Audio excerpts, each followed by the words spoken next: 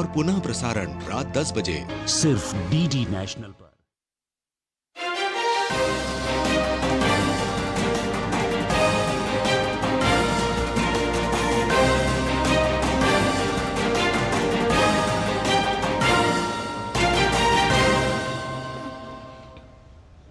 नमस्कार, स्वागत है आप सभी का डीडी न्यूज़ के इस विशेष सांकेतिक भाषा के बुलेटिन में। आपके साथ मैं हूं संध्या शर्मा और मेरे साथ हैं मेरी सहयोगी दीपाली। आइए बुलेटिन की शुरुआत करते हैं हेडलाइन के साथ। प्रधानमंत्री नरेंद्र मोदी ने उत्तर प्रदेश में करीब 42,000 करोड़ रुपए की विकास परियोजनाओं का किया लोकार्पण और शिलान्यास। देश भर में 15 हवाई अड्डों के नए टर्मिनल भवनों का भी किया उद्घाटन। आजमगढ़ में एक जनसभा को किया संबोधित।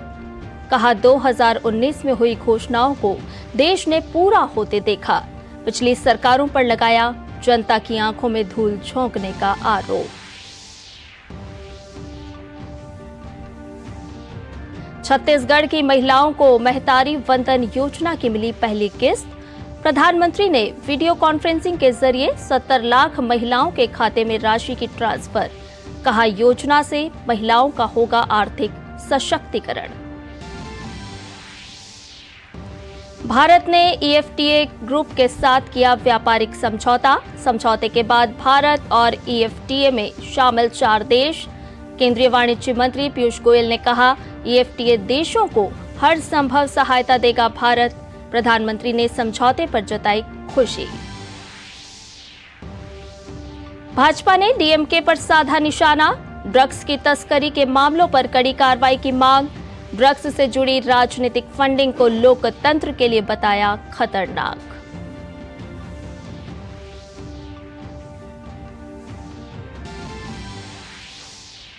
संदेश खाली मामले के मुख्य आरोपी पूर्व टीएमसी नेता शाहजहां शेख को 4 दिन की सीबीआई हिरासत में भेजा गया। बशीरहाट की अदालत में हुई थी पेशी। उच्च न्यायालय के आदेश के बाद बंगाल पुलिस ने शाहजहां शेख को किया था सीबीआई के सुपुर्द।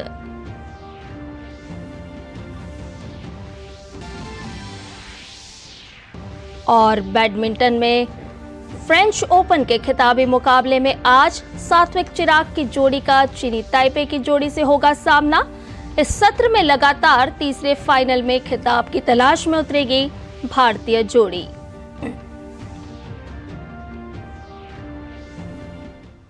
और अब खबरों को जान लेते हैं विस्तार से।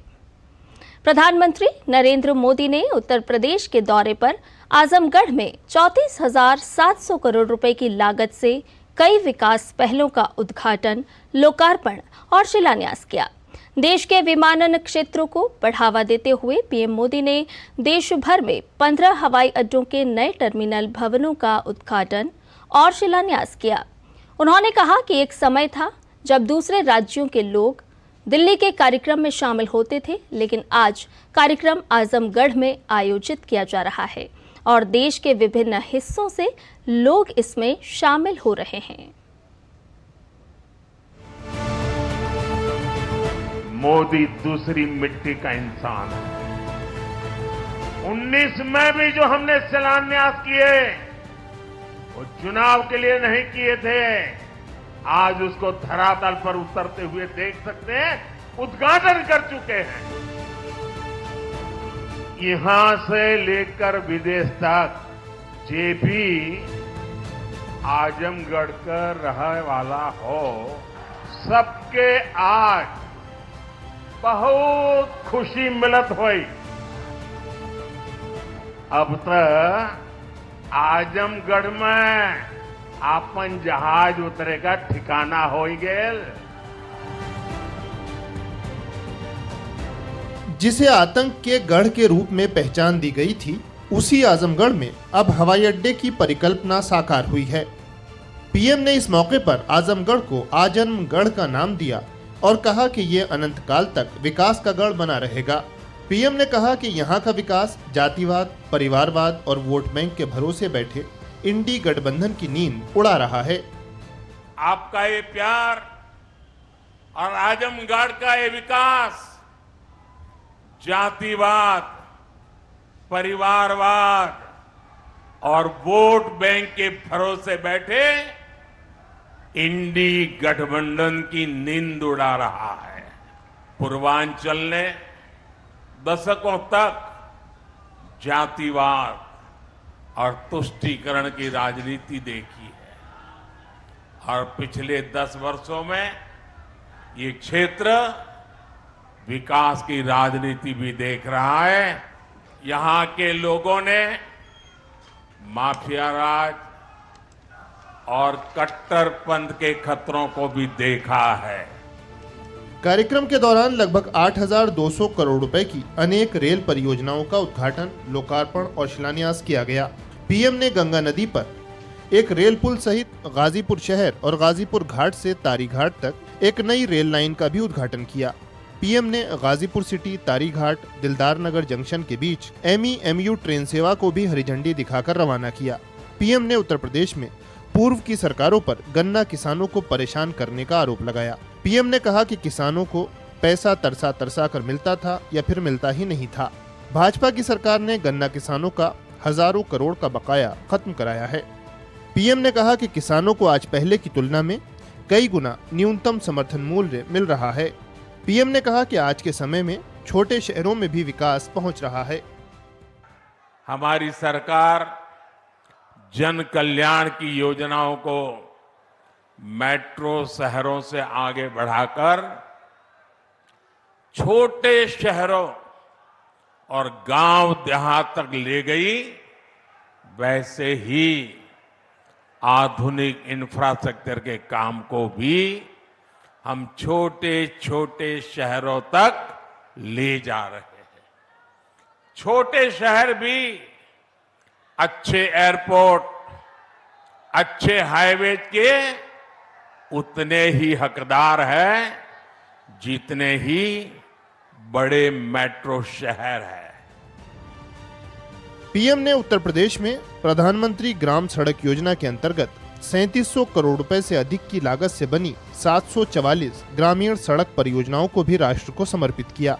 पीएम ने 19,000 करोड़ रुपए से अधिक की अनेक सड़क परियोजनाओं का लोकार्पण और शिलान्यास करने के साथ ही लखनऊ और रांची में लाइट हाउस परियोजना का उद्घाटन किया। इसके तहत आधुनिक आधारभूत संरचना के साथ 2000 से अधिक किफायती फ्लैट बनाए गए हैं। ब्यूरो इनपुट के साथ आजमगढ़ से शैलेंद्र मिश्र की रिपोर्ट, डीडी न्यूज। और इधर भारत ने EFTA ग्रुप के साथ किए व्यापारिक समझौते पर प्रधानमंत्री नरेंद्र मोदी ने खुशी जताई है। पीएम ने कहा, आज के दिन भारत और EFTA ग्रुप देशों के बीच संबंधों में एक महत्वपूर्ण मोड़ की शुरुआत हुई है। प्रधानमंत्री नरेंद्र मोदी ने कहा कि भारत EFTA व्यापार समझौता खुले, निष्पक्ष और न्याय संगत व्यापार के प्रति हमारी साझा प्रतिबद्धता का प्रतीक है। पीएम मोदी ने कहा कि डिजिटल व्यापार, बैंकिंग और वित्तीय सेवाओं और फार्मा जैसे कई क्षेत्रों में नवाचार, अनुसंधान और विकास में EFTA देशों का वैश्विक नेतृत्व सहयोग के नए दरवाजे खोलेगा। पीएम मोदी ने अपने लिखित संदेश में कहा कि भारत EFTA व्यापार और आर्थिक साझेदारी समझौते पर हस्ताक्षर करने में शामिल वार्ताकारों और हस्ताक्षरकर्ताओं को हार्दिक बधाई और शुभकामनाएं। प्रधानमंत्री नरेंद्र मोदी सोमवार को सशक्त नारी विकसित भारत कार्यक्रम में भाग लेंगे और नई दिल्ली के भारतीय कृषि अनुसंधान संस्थान पूसा में नमो ड्रोन दीदियों द्वारा आयोजित कृषि ड्रोन प्रदर्शन देखेंगे। देश भर में 11 अलग अलग स्थानों से नमो ड्रोन दीदियां भी एक साथ ड्रोन प्रदर्शन में भाग लेंगी। कार्यक्रम के दौरान प्रधानमंत्री 1000 नमो ड्रोन दीदियों को ड्रोन भी सौंपेंगे। नमो ड्रोन दीदी और लखपति दीदी पहल विशेषकर ग्रामीण क्षेत्रों में महिलाओं के बीच आर्थिक सशक्तिकरण और वित्तीय स्वायत्तता को बढ़ावा देने के प्रधानमंत्री के दृष्टिकोण का अभिन्न अंग है। इस दृष्टिकोण को आगे बढ़ाने के लिए प्रधानमंत्री लखपति दीदियों को भी सम्मानित करेंगे, जिन्होंने दीनदयाल अंत्योदय योजना, राष्ट्रीय ग्रामीण आजीविका मिशन के समर्थन से सफलता हासिल की है और अन्य स्वयं सहायता समूह के सदस्यों को उनके उत्थान के लिए प्रेरित कर रहे हैं। प्रधानमंत्री प्रत्येक जिले में बैंकों द्वारा स्थापित बैंक लिंकेज शिविरों के माध्यम से स्वयं सहायता समूहों को रियायती ब्याज दर पर लगभग 8,000 करोड़ रुपए के बैंक ऋण भी वितरित करेंगे। प्रधानमंत्री एसएचजी को लगभग 2,000 करोड़ रुपए की पूंजी सहायता निधि भी वितरित करेंगे। भारत और यूरोपीय समूह EFTA के बीच वस्तुओं और सेवाओं के व्यापार तथा निवेश को बढ़ावा देने के लिए आज एक मुक्त व्यापार समझौते पर हस्ताक्षर हुए। इस समझौते को 7 मार्च को केंद्रीय मंत्रिमंडल से मंजूरी मिल गई थी। केंद्रीय वाणिज्य और उद्योग मंत्री पीयूष गोयल की उपस्थिति में दिल्ली में समझौते पर साइन किए गए। EFTA और भारत के बीच फार्मास्यूटिकल्स, रसायन, खाद्य प्रसंस्करण और स्वच्छ ऊर्जा सहयोग के नए द्वार खुलेंगे। भारत EFTA देशों को हर संभव सहायता देगा और उद्योग और व्यवसायों को न केवल प्रतिबद्ध लक्ष्यों को प्राप्त करने बल्कि उनसे आगे बढ़ने की सुविधा भी देगा। यूरोपीय मुक्त व्यापार संघ के 4 सदस्य आइसलैंड, लिechtenstein, नॉर्वे और स्विट्जरलैंड हैं। समझौते को आधिकारिक तौर पर व्यापार और आर्थिक साझेदारी समझौता कहा गया है। इस मौके पर केंद्रीय मंत्री पीयूष गोयल ने कहा कि पहली बार इतिहास में EFTA देशों द्वारा भारत में $100 अरब के निवेश किए गए हैं। It's for the first time in the history of the world that we are inking an free trade agreement with a binding commitment to invest $100 billion in India. From the EFTA countries on the back of the solid foundation that has been laid in India with strong macroeconomic fundamentals, a big opportunities for businesses from the pharma sector, from medical devices, food, R&D, so many sectors which can offer tremendous opportunity for our partners in this TIPA to not only enjoy the fruits of the Indian large demand, our demographic dividend, the fact that we are a rules-based country, the world's oldest and largest democracy, but also a country with huge diversity. विदेश मंत्री doctor S Jaishankar ने भारत और EFTA सदस्य देशों के साथ व्यापारिक समझौते पर खुशी जताते हुए इसे एक ऐतिहासिक पल बताया है। उन्होंने सोशल मीडिया प्लेटफॉर्म पर लिखा, भारत और EFTA सदस्य देशों के बीच समझौता एक बड़ी उपलब्धि। आइसलैंड, लिechtenstein, नॉर्वे और स्विट्जरलैंड के साथ भारत की साझेदारी के लिए यह एक ऐतिहासिक दिन है। यह अंतर्राष्ट्रीय आर्थिक सहयोग को आगे बढ़ाने की दिशा में एक शानदार कदम है। यह समझौता नई दिशा में अंतर्राष्ट्रीय आर्थिक सहयोग को बढ़ाने का एक प्रतिबद्ध उदाहरण पेश करता है। इस कदम के लिए मेरे सहकर्मी पीयूष गोयल को बधाई। और इधर नारकोटिक्स कंट्रोल ब्यूरो ने भारत, ऑस्ट्रेलिया, न्यूजीलैंड के बीच नशीले पदार्थों की तस्करी के मुख्य सरगना जाफर सादिक को गिरफ्तार कर लिया है। मामले में भाजपा ने DMK पर हमला बोला है। बीजेपी राष्ट्रीय महिला मोर्चा की अध्यक्ष वानती श्रीनिवासन ने कहा कि तमिलनाडु भारतीय जनता पार्टी इस पर कार्रवाई की मांग कर चुकी है। ड्रग तस्करी के मामले में पकड़ा गया व्यक्ति DMK का ऑफिस बियरर है। The shocking issue here, how a person who is involved in this drug trafficking, it is not only the first time. It seems that in 2013 also the same person has been accused of a same kind of a case, drug case. And in 2019 also In Mumbai, there was a case which is this accused person is involved in this. The very same person who has been appointed as an office bearer in the ruling DMK.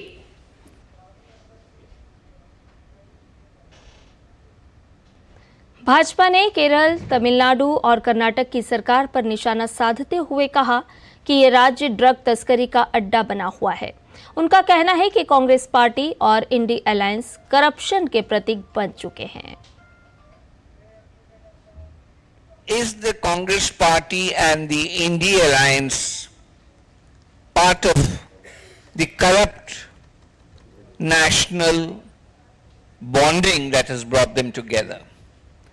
If Tamil Nadu, a cartel has been found, investigation has been done, and there is smoking gun evidence to establish the link when hot money from the drug connection is invested in hospitality films. There's also a report of some connection with Hollywood, Bollywood. Now all this has to be examined, and I think it has to be an international investigation. The NIA should be involved, and the Chief Minister is liable to answer. राष्ट्रपति द्रौपदी मुर्मू सोमवार से Mauritius में 3 दिवसीय राजकीय यात्रा पर रहेंगी। अपनी यात्रा के दौरान राष्ट्रपति पोर्ट लुई में अप्रवासी घाट का भी दौरा करेंगी। क्या महत्व है अप्रवासी घाट का और क्यों रखा गया है इसे यूनेस्को की विश्व धरोहर में, इसका जायजा लिया हमारे संवाददाता गिरीश निशाना ने। हम मौजूद हैं मॉरिशस के पोर्ट लुई स्थित अप्रवासी घाट में। ये वही अप्रवासी घाट है जिसे यूनेस्को ने विश्व धरोहर की सूची में शामिल किया है। एक समय में ये एक अस्पताल हुआ करता था जहां पर अनुबंधित जो श्रमिक होते थे उनका इलाज होता था। और क्या खास था उस समय पर इस अप्रवासी घाट में, बात करने के लिए हमारे साथ मौजूद हैं यहाँ अप्रवासी घाट के प्रबंधक विक्रम जी। यहाँ पे सबसे पहली बार के लिए अनुबंध सिस्टम जो गिरमिटिया प्रथा है उसका प्रचलन यही से शुरू हुआ था। यहाँ से शुरू होके दूसरे उपनिवेशों में भी इसका इस्तेमाल किया गया। लोगों ने अपनी जन्मभूमि को छोड़ के दुनिया के दूसरे देशों को अपना कर्म भूमि बनाया।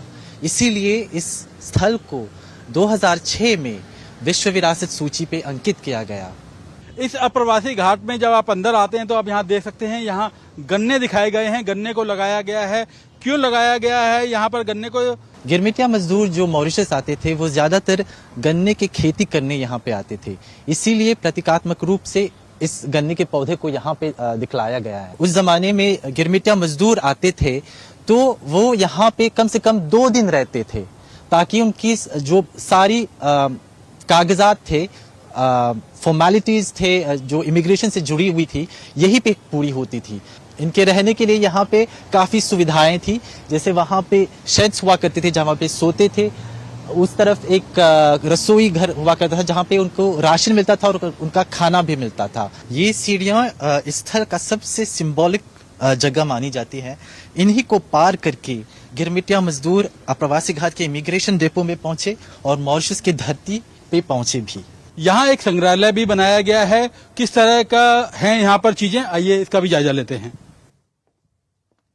इस संग्रहालय में हम लोगों को गिरमिटिया मजदूरों की जीवन शैली, उनके काम करने की शैली, वो कैसे आए थे, किन शर्तों पे काम करते थे, इन सब के बारे में पता चलता है। पहला सेक्शन जैसे है यहाँ पे ये बताया गया है कि वो किस टाइप के कॉन्ट्रैक्ट में काम करते थे। दूसरा खंड जो है वो उनके सफर के बारे में बात करता है, साथ ही साथ में कहाँ से आए थे इसके बारे में भी पता चलता है, और अप्रवासी घाट में आने के बाद यहाँ पे क्या क्या होता था, कौन कौन से फॉर्मेलिटीज पूरी करनी पड़ती थी उनको, उन सब के बारे में बताया जाता है। 1865 से सारे जो गिरमिटिया मजदूर थे उन सभी के फोटोग्राफ लिए जाते थे। 2 फोटोग्राफ्स लिए जाते थे।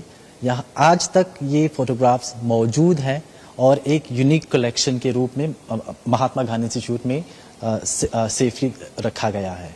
किस तरह से यहाँ पर जो श्रमिक थे उन्होंने पीड़ा भोगी होंगी, उन तमाम बातों को यहाँ दर्शाया गया है। अगर आप भी मॉरिशस आ रहे हैं तो ये संग्रहालय देखना ना भूलें।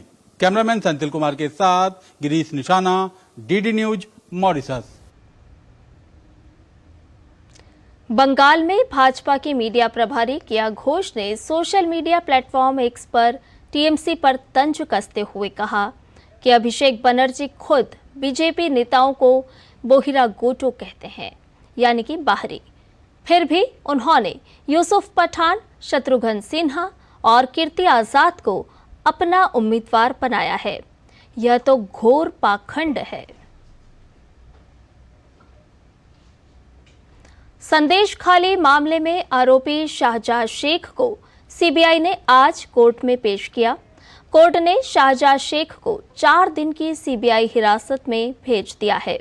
इससे पहले कलकत्ता उच्च न्यायालय के निर्देश पर कोलकाता पुलिस के अपराध जांच विभाग ने शाहजहां शेख की हिरासत सीबीआई को सौंप दी थी।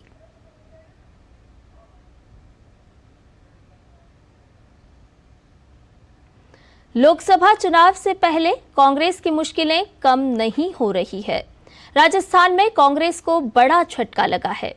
राजस्थान सरकार में पूर्व मंत्री राजेंद्र यादव और लालचंद कटारिया ने बीजेपी ज्वाइन कर ली है। पूर्व मंत्री राजेंद्र यादव और लालचंद कटारिया, पूर्व विधायक रिछपाल मिर्धा और आलोक बेनीवाल भाजपा में शामिल हो गए हैं।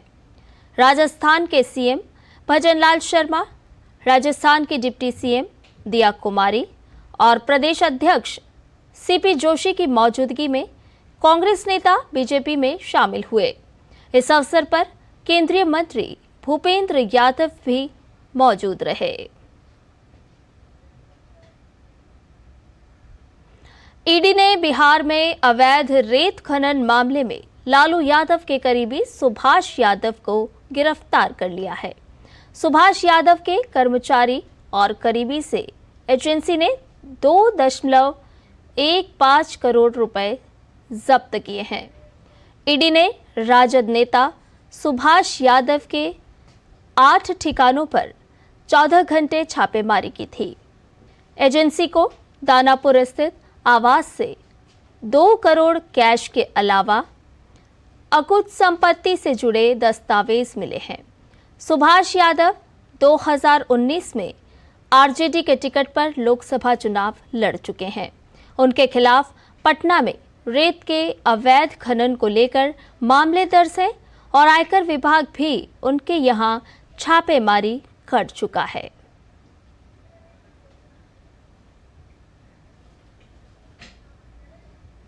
तमिलनाडु बीजेपी अध्यक्ष के अन्नामलाई ने जाफर सादिक मामले में प्रतिक्रिया देते हुए कहा कि जाफर सादिक का संबंध राजनीतिक से ज्यादा फिल्म और होटल उद्योग से अधिक है। उन्होंने कहा, इस मामले के संबंध में जाफर सादिक से जुड़े सभी लोगों को सामने लाना चाहिए और उनसे जुड़ी सभी संपत्तियों को जब्त करना चाहिए, साथ ही सख्त से सख्त कार्रवाई करनी चाहिए। That Jafar Sadiq is very closely connected to the DMK party and to the first family, and also his links is beyond politics, more into film industry, in hotel industry. He has been at the mercy of the ruling government of Tamil Nadu, and all his ill-gotten gains were funneled into all of these different businesses. Yesterday in the NCP's press conference, we got a very clear idea about this international drug kingpin using his political affiliation as the NRI wing person in DMK, using it to establish contacts across the world and supplying this synthetic drugs, thereby earning crores of rupees and using this money into businesses for converting this into a legitimate money. गौरतलब है कि narcotics control bureau ने कल Bharat, Australia, New Zealand के बीच नशीले पदार्थों की तस्करी के मुख्य सरगना जाफर सादिक को गिरफ्तार किया है। सादिक डीएमके पार्टी का पूर्व कार्यकर्ता है, जिसे पार्टी ने नशीले पदार्थों के कारोबार में लिप्त होने के कारण पार्टी से निकाल दिया था। वह पिछले महीने से फरार चल रहा था।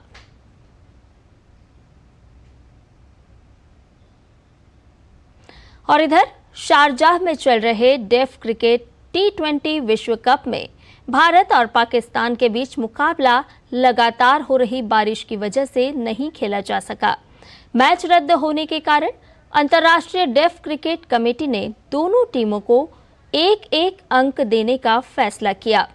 मैच रद्द होने के बाद दोनों टीमों के कप्तानों ने मैच को लेकर क्या कहा, हमारे संवाददाता शरद मुदगल की रिपोर्ट देखिए। भारत और पाकिस्तान के मैच को लेकर लोगों में बहुत उत्साह था, लेकिन बारिश के कारण इस मैच को रद्द कर दिया गया।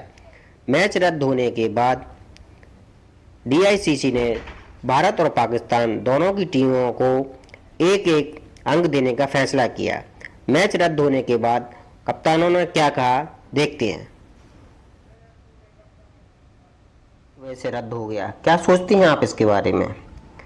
इस मैच को लेकर हम बहुत ही ज़्यादा उत्साहित थे एवं हमने सोचा था कि आज का जो मैच है काफ़ी दोस्ताना एवं रोमांचक होगा, लेकिन बारिश के शुरू होने के बाद यह संभव भी नहीं हो पाया। हमने बहुत देर तक इसका इंतजार किया कि बारिश बंद होगी तो मैच होगा, बारिश बंद होगी तो मैच होगा, लेकिन बारिश की वजह से मैच नहीं हो पाया। हम इसको काफ़ी मिस कर रहे हैं। सेम हम भी बहुत दिनों से इसकी प्लानिंग में थे और इंतजार कर रहे थे कि भारत और पाकिस्तान के बीच एक काफ़ी दोस्ताना माहौल में एक रोमांचक मुकाबला हो, ताकि सभी खिलाड़ियों में एवं लोगों में भी बहुत साथ एक अच्छा मैच देखने के लिए सभी लोग इंतजार कर रहे थे। तो दोनों टीमों के बीच एक अच्छा मैच होता। और इसके साथ ही सांकेतिक भाषा के इस विशेष बुलेटिन में फिलहाल इतना ही। मुझे और मेरी सहयोगी दीपाली को दीजिए इजाजत। नमस्कार।